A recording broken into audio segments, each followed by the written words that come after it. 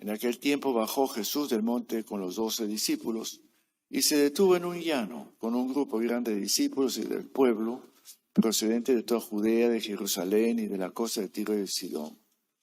Jesús levantó los ojos hacia sus discípulos y les dijo: dichosos los pobres, porque de ustedes es el reino de Dios. Dichosos los que ahora tienen hambre, porque quedarán satisfechos. Dichosos los que ahora lloran, porque reirán.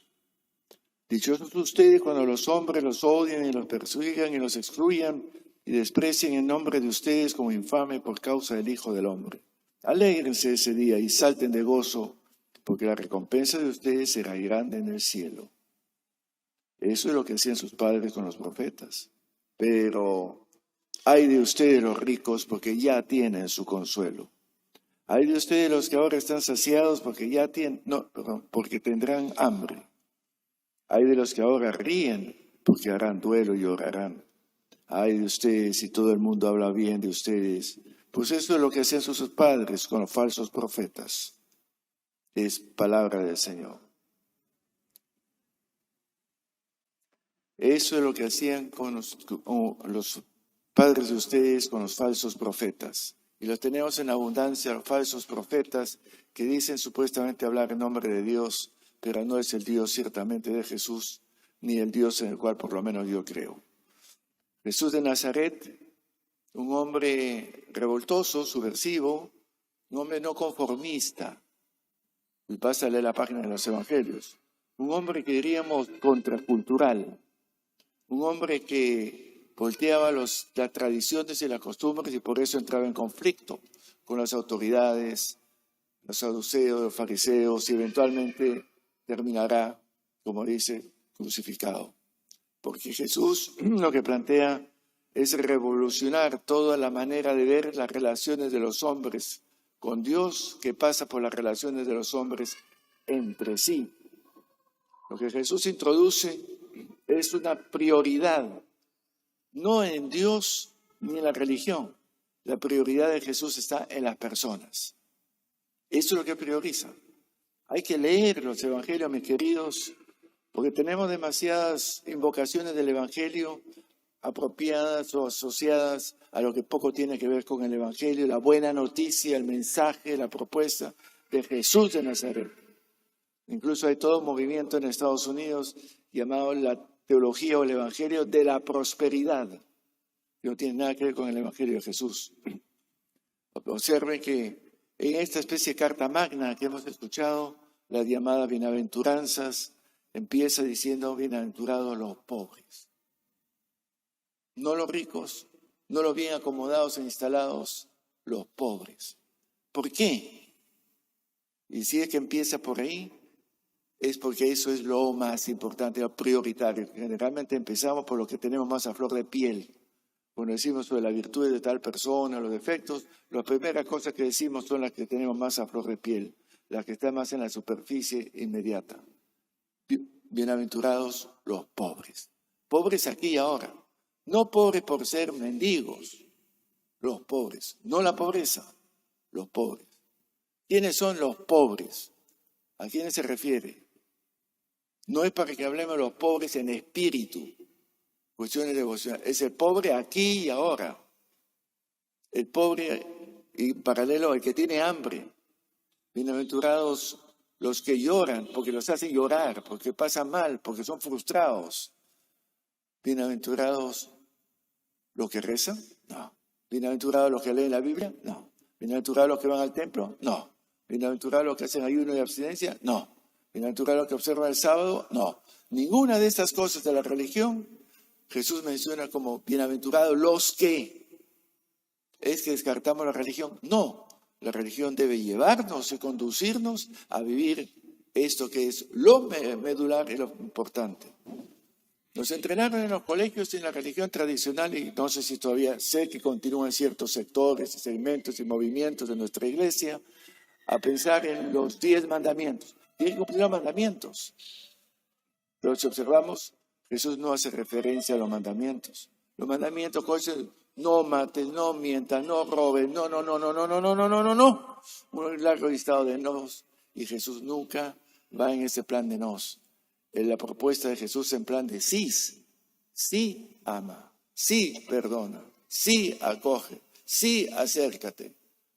Jesús en un momento dado es preguntado por las autoridades religiosas, maestro de todos los mandamientos y normas y ordenanzas que tenemos, ¿cuál es el prioritario? Y lo que les dice, recordamos bien, amar a Dios y al prójimo inseparablemente. O como dice la primera carta de Juan, no puedo decir que amo a Dios si no amo al prójimo, a quien yo sí veo.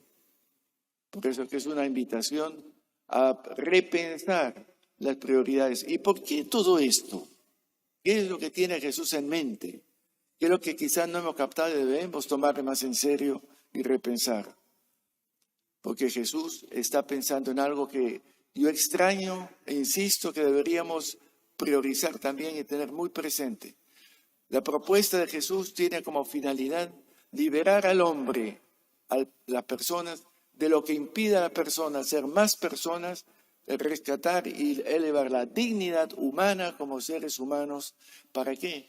Para poder ser personas libres y por tanto en paz y por tanto felices. Bienaventurados, felices los pobres. ¿Quién es el pobre? El pobre no es el que no tiene nada. El pobre no es el mendigo.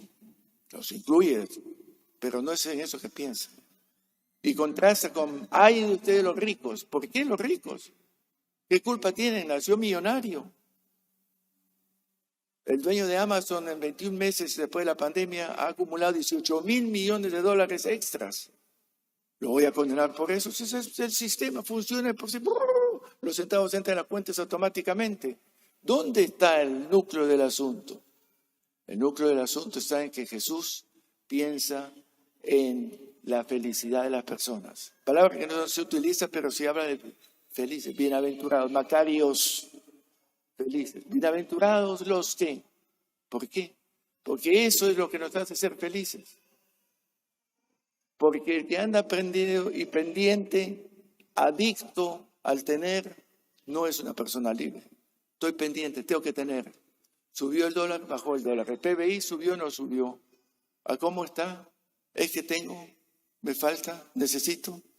Porque Jesús está pensando en que la felicidad no tiene nada que ver con el estar contento o satisfecho. ¿Dónde radica el asunto? El que tiene debería compartir. El rico es el avaro, el rico es el codicioso, el rico es el que acumula para sí y no comparte.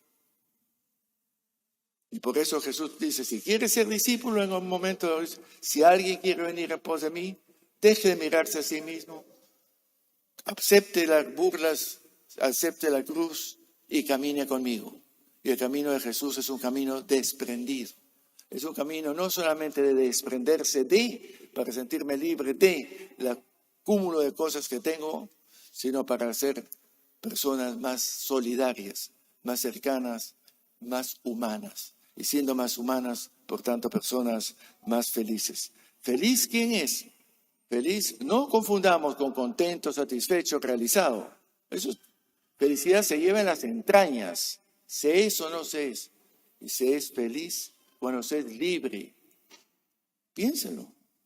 El que anda pendiente de eso pierde sueño, tiene que tomar pastillas, tiene que ver al cardiólogo, que está preocupado para arriba y para abajo, escucha mil cosas y no le permite ser él mismo. Es un súbdito, es un esclavo de la avaricia, de la codicia y creer que eso me hace feliz. Me satisface, me calma los nervios, me tranquiliza, pero no por eso me da felicidad. Igual los tengo en el cementerio, todos están ahí tranquilos, no hacen mal a nadie. ¿Comparte? No. El tema es precisamente compartir, dar al que no tiene. Por eso no es que tenga tanto de dinero en la cuenta, sino cuánto tengo y cuánto comparto. Pensemos, ¿cuántos pares de zapatos necesito? ¿Un walking closet? ¿Por qué? ¿Cuántos trajes necesito? ¿Cuántos autos necesito? ¿Cuántas cosas necesito? ¿Las uso? ¿Se apolillan? ¿Cuánto necesito estrictamente? Pero ¿qué cosas sí necesito? Amor, comprensión. Y nos lo ha puesto de relieve la pandemia.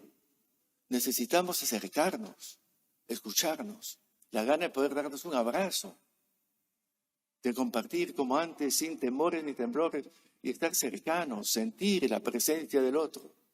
Necesitamos humanidad. Y eso es lo que hace ser feliz, ¿o no? Y ahí es donde precisamente el mundo nos lava la cabeza con lo que bien llamamos en castellano la propaganda, porque es una ideología, nos cambia el cerebro. A la publicidad la llamamos propaganda, porque nos mete en la cabeza de que para ser feliz tengo que tener, se acordarán algunos de esa zona hace unos años, en la Navidad se puso la Avenida Conquistador de lo largo, el Boulevard de la Felicidad lo llamaron, Coca-Cola. Los postes, los arbolitos, las lucecitas. ¡Feliz Navidad! Tome Coca-Cola. A ver, díganme ustedes qué tiene que ver una cosa con otra. Esa ideología que se ha creado, la ideología de la prosperidad, la ideología de la bonanza, en vez de pensar en la ideología de la humanidad, de la sensibilidad, de la cercanía. Por eso incluso se generan conflictos. Ahorita estamos en Europa, preocupados en Europa, Ucrania, Rusia, ¿no? ¿Qué es lo que hay detrás? Lo mismo de siempre. Tener, poseer, dominar. Guerras, conflictos, la gran mayoría de ellas arrancan porque alguien quiere tener lo de alguien. El pozo de petróleo, las minas, yo qué sé. La gente, la última rueda del coche. El tema nuestro, ¿qué es? ¿Economía o son las personas? ¿Qué está por delante? ¿Nosotros o las cosas? ¿Cuál es nuestro Dios? ¿Dónde ponemos el corazón? Y esto es lo que sucede también incluso por eso en lo religioso, y de ahí que Jesús es muy crítico con las autoridades religiosas, porque acaparan en el templo. Ahí está, qué lindo el templo. Y afuera tienes al pobre que no tiene dónde caerse muerto y que está esperando que alguien le dé algo para poder levantarse y poder tener otra vez una vida un poco más digna, más humana. Pero sí, al altar de Dios le presentamos de todo lo habido y por haber. La ideología que nos hace creer que para ser felices hay que tener. La ideología calvinista que dice que si tienes es porque Dios te ha bendecido. Si no tienes, algo tienes que haber hecho. Porque el tener es un signo externo de la bendición de Dios. Esa es la clave. Si no vean a Max Weber, uno de los padres de la sociología, precisamente que ha analizado el tema, la idea de que la bendición se expresa en las posesiones. Y el que no tiene, por algo será. Y esto no tiene nada, perdone, nada que ver con el Evangelio de Jesús. Jesús dice, lo que tienes, vende, compártelo y camina conmigo. Liberado. Como no tengo cuentas bancarias otras, no me preocupa si subió o bajó el dólar. Como no tengo auto, no me preocupa si me lo roban o no me lo roban. Como no tengo más que lo mínimo, no me preocupo una cosa menos. Nos invita a pensar dónde fijamos la atención. El Papa decía una frase que me acordé que me pareció genial, tanta genialidad del Papa Francisco: nunca he visto un funeral seguido por un camión de mudanza. Porque no nos llevamos nada. No nos llevamos nada. ¿A qué viene entonces acumular? Comparte. Ahí sí se acordarán y vivirás en la memoria y la gratitud de aquellos con quienes compartimos. Les dejo estas simples reflexiones para que quizás nos miremos un poco en el espejo y digamos, ¿dónde están mis adicciones? ¿A qué tengo miedo? ¿De qué me preocupo? Si no tengo nada que dejar, porque no me he aferrado a nada, tampoco le tengo miedo a la muerte. Y si le tienes miedo a la muerte, pregúntate ¿por qué? ¿Miedo a qué? ¿A que tienes que despojarte de todo? ¿A que tienes que dejar? Y si me voy despojando ahora, ya estoy con el Señor que me da algo que es mucho más valioso, es eso que decía, la paz, la armonía, la concordia, la felicidad. De eso se trata. Eso es lo que preocupa a Jesús. Por eso, bienaventurados los desprendidos y que comparten. Bienaventurados los que son solidarios y cercanos. Y hay de aquellos que acumulan, que ya tienen ahora su satisfacción, como decía el texto, ya, ahora, porque después no hay nada. Desnudo vinimos, desnudo nos vamos. Pero nos vamos llevando con nosotros la historia de nuestro amor, de nuestra solidaridad, de nuestra generosidad, de ese camino de Jesús de Nazaret. Pidamos al Señor que nos ayude a ser más fieles en ese seguimiento del camino de Jesús, que parece contrapelo con lo que nos dice el mundo de hoy día, pero precisamente ahí está el aporte de lo cristiano, en que pone por delante y en primer plano a las personas. Tú, yo, nosotros, los otros que necesitamos vivir más armónica y fraternalmente. Y entonces Dios será Padre, nosotros hijos, y entre nosotros hermanos y hermanas, y ninguno queda marginado, olvidado o relegado, ni excluido. Pidamos por esa gracia en esta Eucaristía al Señor.